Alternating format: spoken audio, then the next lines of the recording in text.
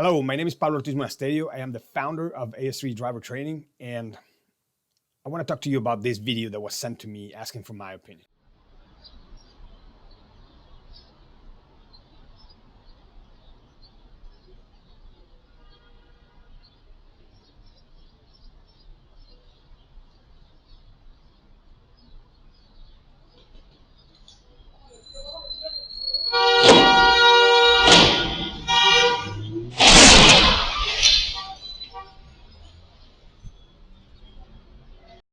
People say, well, he did the right thing because he did not get robbed. The problem here is about decision making, and if you've gone through our courses, you'll know that I speak about the stages of execution several times. If you want to learn about the stages of execution, go to epaccess.com, go through my course, and I explain in a lot of detail.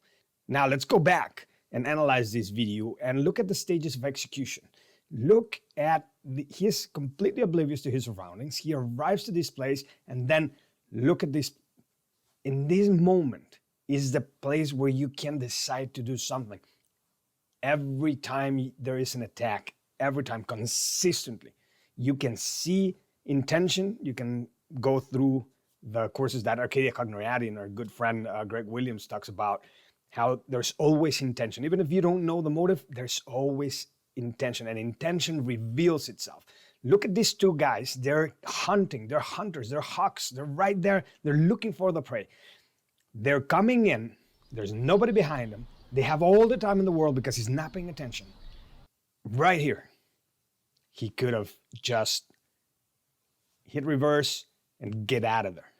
Then make a decision. Or we're not seeing what's in front of him, so I cannot tell you if there was a way out in front of him, but there was a way out to the back. The moment he saw them walking towards him, even if they were not walking towards him, he should have left that space that would have given him the option of reacting before he got into the mouth of the tiger. So he did not get robbed, but he wrecked his BMW. He wrecked it against a security guard post.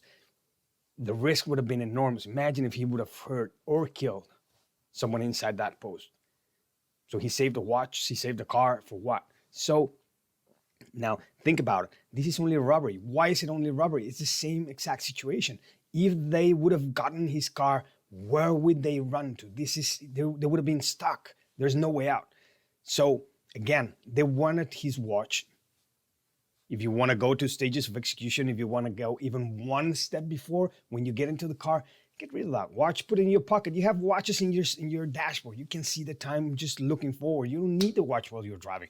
Don't show off what you don't need. You have to go through the stages of execution. The moment the gun is pointing at you, saying, raise your hands, give me the car, give me the watch, whatever it is, then it's too late. Then it comes a moment for surrendering.